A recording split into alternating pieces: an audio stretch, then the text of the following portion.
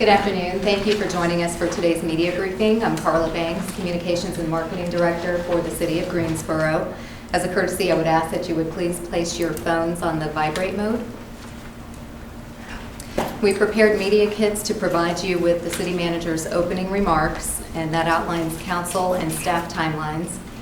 There's also a copy of the resolution for disclosure of the body-worn camera video, a copy of the resolution directing the City Manager to prepare a letter of complaint against former Officer Cole to be delivered to the Criminal Justice Education and Training Standards Commission, a copy of the letter of complaint, as well as the PowerPoint being presented by Chief Wayne Scott.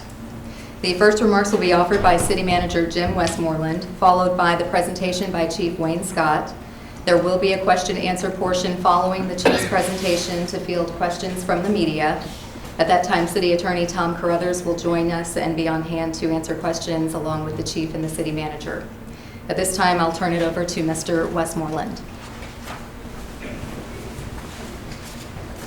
Thank you, Carla. Good afternoon, ladies and gentlemen. The purpose of today's media briefing is to provide an update on the timeline and internal review of the actions of the Greensboro Police Department involving the follow-up to the June 17, 2016 interaction between former Greensboro Police Officer Travis Cole and Greensboro resident Dejuan Yourse.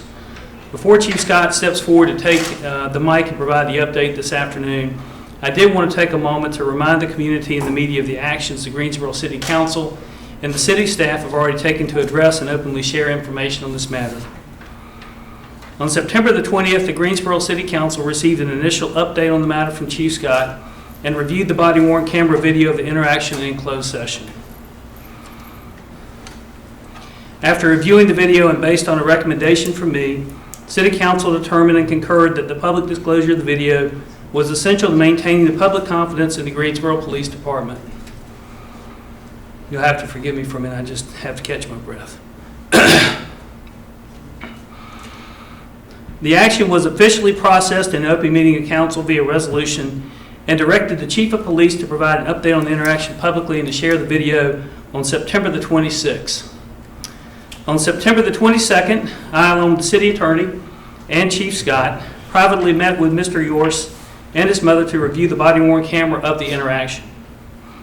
During the meeting, we offered our apology on behalf of the City and the Police Department to Mr. Yourse and his mother for the way he was treated. We expressed that former Officer Cole's actions were inappropriate and advised the former officer was no longer with the City of Greensboro, the Greensboro Police Department. We also invited Mr. Yourse and his mother to attend the planned public viewing session on September the 26th. On September the 26th, the Greensboro City Council held a special meeting where Chief Scott, as well as several members of council, publicly apologized to Mr. Yourse and his family for the inappropriate actions of former Officer Cole, shared details on the interaction and an initial update on GPD follow-up actions, publicly disclosed the body-worn camera video, and heard from several members of the community via speakers from the floor.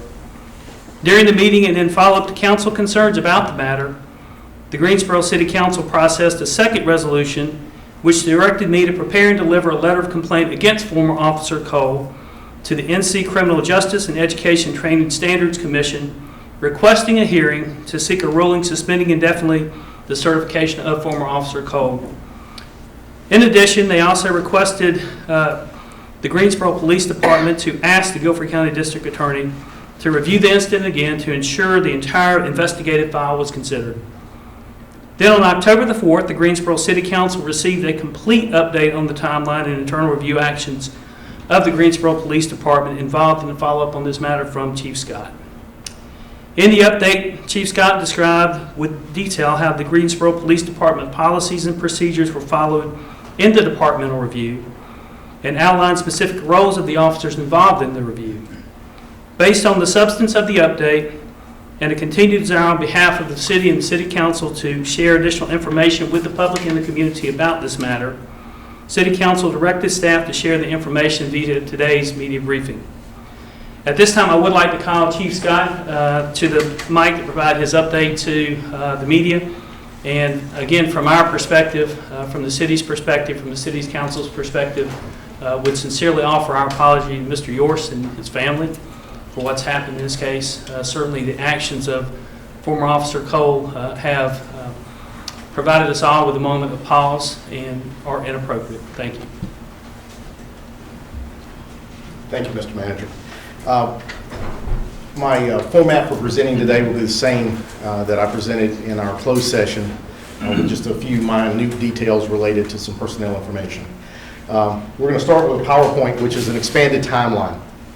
If you'll permit me, there are a lot of words on these slides, and I want to go through that and add to each of the bullets to try to give a more in-depth perspective of what the investigation, and the process of the investigation entailed. Obviously, we know that on June the 17th, that was the date of the event. The immediate field supervisor was notified. The initial 2 officers on scene notified their field supervisor that they had a use of force. They also called for assistance, which was put out across all radio channels, and therefore both the field supervisor and our watch commander responded to the scene as they would typically for any request for assistance. First thing that the field supervisor and the watch commander do is they determine the severity of the injury to see how they proceed. Once the situation is brought under control, once we have everything more or less categorized out, we know no one's been hurt, no one else needs to be arrested or investigation, then we begin to look at what protocol do we fall into. In this case, it's based off the injuries and the type of force. Mr. Yourse reported no injury that day and still has not. There was no weapon. Any of the tools available to an officer were not used, such as the taser, an asp, and of course not a firearm. The initial description of what had happened, that being the verbal description the officers had given the supervisors on scene, said it complied with training and standards. It was a trained method, which would be open hand strikes. On June the 18th,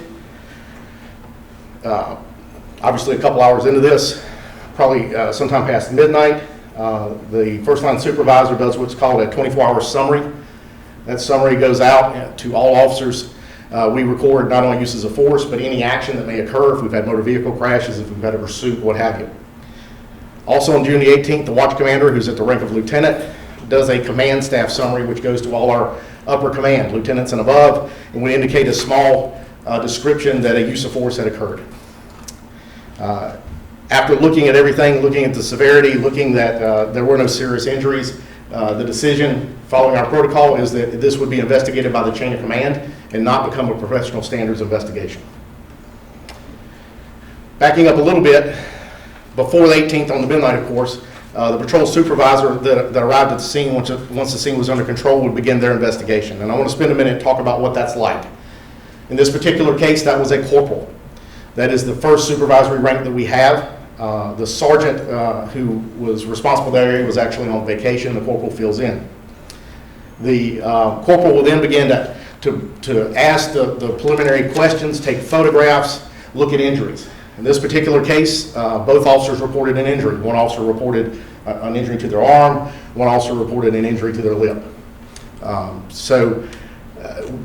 We then begin to understand the entire call. That's what the first line supervisor's job is to do, is to break down all the information from the beginning and understand and begin to ask those questions that we have to understand if we legally have the authority to use force and if it's in compliance with the philosophies and the policies of the Greensboro Police Department. In this particular incident, there were really 3 basic questions that came about. One, were the officers there legally? Did they have a reason to be there? They did. There was a 911 call describing a burglary in progress. So obviously we had an obligation to go. The officers were there. 2, did they have a legal authority to detain Mr. Yourse?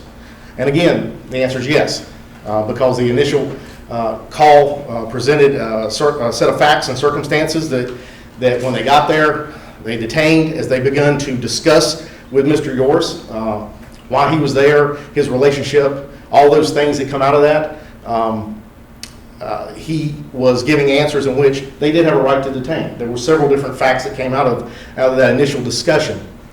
This was actually supported because the following day, the initial corporal doing the investigation had an opportunity to interview the legal resident of the home. And so part of what we try to do at that point is understand what the officer knew and why they did what they did. The third question that we have to ask was, was former Officer Cole's decision to try to seize the phone of Mr. Yourse legal? And I've said repeatedly, I do not believe it was. It doesn't fit into the philosophy of our department. I don't believe that it is, at the time that he was presented with it, it was an officer safety issue, and I don't think it was the right decision. Therefore, everything thereafter became a cascading of bad decisions. So, equally, the other questions a supervisor has to do, and I'm going to dwell on this for just a second because this is really the meat of a lot of what happens. And as you see through the timeline, this is one of the larger areas that the investigation takes place, is with this corporal. So as the subsequent interviews, understanding what and how and why Mr. Yourse was there, what Mr. Yourse may have known, what the officers had determined and when they determined it. We know now that Mr. Yourse indeed had some warrants on him. He had 2 orders for arrest. However, Officer Cole, at the time of the interaction, did not know that. But those are important questions we have to fully understand. We have to know if Officer Cole had had previous interactions with this individual. Did he know him? Was there some pattern of behavior that he had recognized for some other reason? So there's a lot of questions that have to be asked. Quite honestly, the corporal going back on the following day and interviewing the resident, the owner, who's Mr. Yourse's mother, we actually have a body cam video of that. So we were able to go back and assess exactly what questions were asked and how and when. Unfortunately, because of the exact way that the resolution was written, that is not available for public consumption at this time. We determined a few things. We found that some of the facts around the investigation, the allegation there was a dog. The owner tells us there was no dog. The question of whether or not Mr. Yourse was a resident there. In her words, a day or 2 a month. Whether or not he had a key, she was unsure. So it kind of substantiates some of the initial investigative questions, but again, it comes down to what do the officers know when the action occurred. So as we begin to piece all that together and the initial supervisor does their investigation, it proceeds. On June the 24th, we know by looking at our evidence management system that one of our SCAT instructors, that stands for Subject Control and Arrest Technique, one of our folks in the academy reviewed at least some portion of the video to look and see did it match up with the force that was used. Again, as I said, the open hand strikes, those kind of things are something that we do teach in our academy if they are appropriate. So that instructor looked around on his own. On July the 20th, an unidentified woman contacted our professional standards. Now let me be clear, the chain of command, this was a Western Division case, so it's out of our Swing Road station where we have the officers, we have corporals, sergeants, lieutenants, and captains. Professional standards works out of our headquarters building. An unidentified woman called and spoke to one of our admin assistants and said they wanted to place a complaint on behalf of Mr. Yourse. We will take complaints third party, however, we prefer to do that from the actual person. So she was told that, she said, not a problem, I'll have him call back. He called back a short time later and placed a complaint with our administrative person up front, said that he was involved in an incident, he gave the date, said that he was struck when he was handcuffed. He left a contact number. That was assigned to one of our IA investigators, that's at the rank of sergeant, who over the next, between the 20th and 21st, reached out to the chain of command to make sure the investigation was underway. We have an electronic system by which we track all our administrative investigations, much as the way that most people pass email back and forth is the way we pass electronic documents. It's called Blue Team. So the investigator could go into Blue Team and see the status of the case. He readily recognized it was being investigated as a use of force. It had been reported. He looked at the video. Questions have said, who looked at the video? That investigator looked at the video. So did other members of professional standards. Again, looking at it from the perspective of we have to answer these questions, it's being investigated.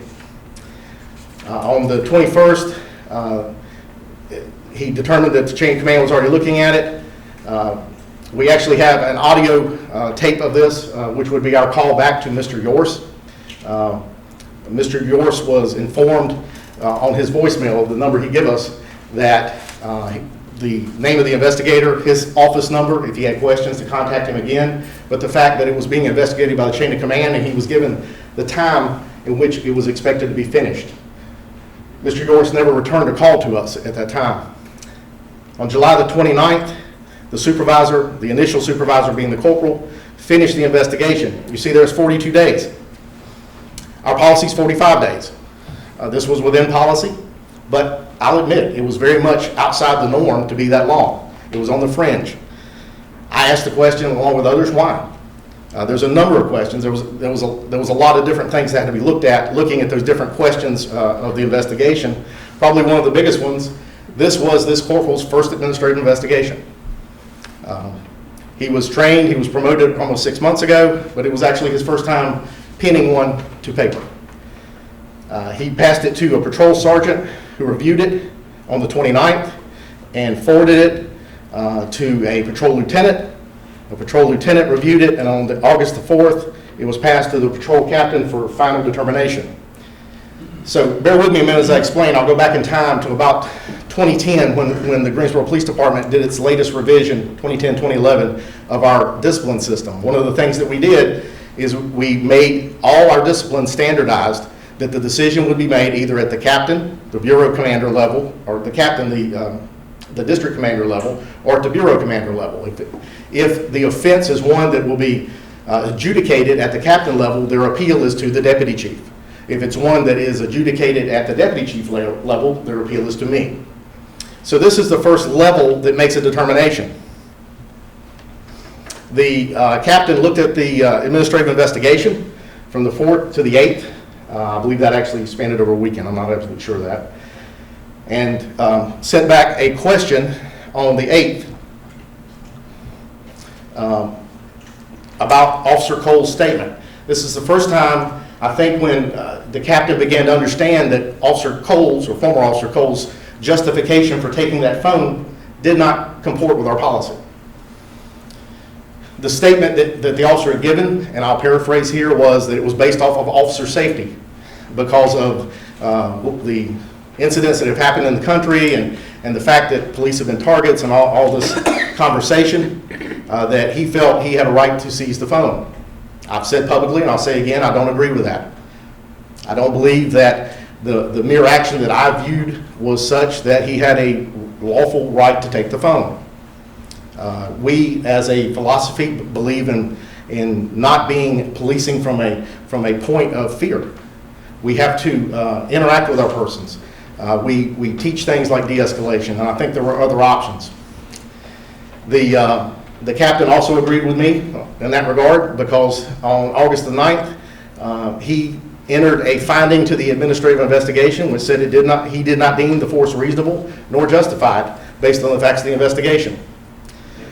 Equally, he did, as he is supposed to by protocol, he contacted his bureau commander.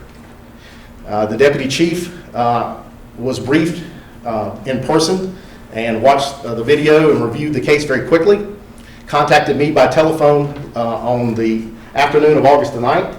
He and I conferred. I was not in a position to see the video or the case at that time, but we have that working relationship. He told me what he saw, and I made the decision to agree with him that that officer who was due to come to work that evening should be put on administrative duties.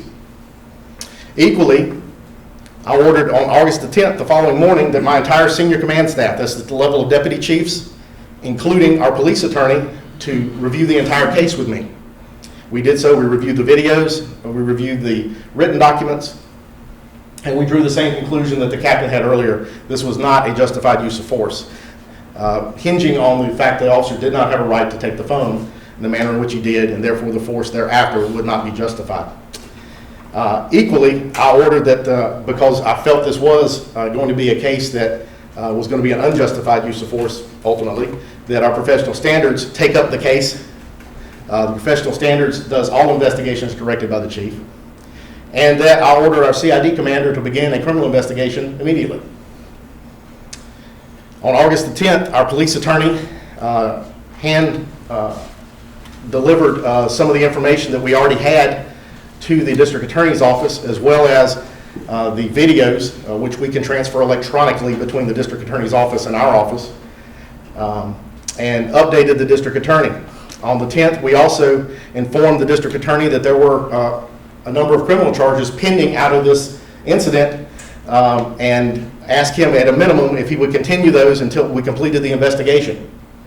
He agreed to do so. On August the 15th, our Criminal Investigation Division began the process of reviewing the case from a criminal standpoint. So let me take a minute to explain this. In this country, not only in North Carolina, both the criminal law and internal administrative cases have to be kept separate. As a police officer, you don't have a right to remain silent in an internal investigation. The law says that if you fail to cooperate in an internal investigation, then I have the authority to fire you. However, in a criminal investigation, a police officer has the same rights of any other citizen. So it's very important that we keep the two separate. This is a standard practice in any police department. What we do here is, again, best practices across the country. Because the criminal side can conduct an investigation and be less intrusive, we allow the internal side to follow the criminal investigation. So therefore, if the criminal investigators are doing an interview, anything that's in that interview can be used in the internal investigation. The opposite is not true.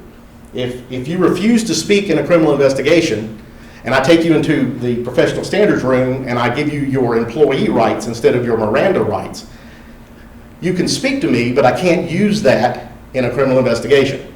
Okay? So it's very important that we keep the two separate. On August the 15th, our Criminal Investigation Division attempted to begin their investigation into the overall incident. They reached out to Mr. Yourse and eventually made contact with Mr. Yourse's mother and went to that location and had a conversation with her.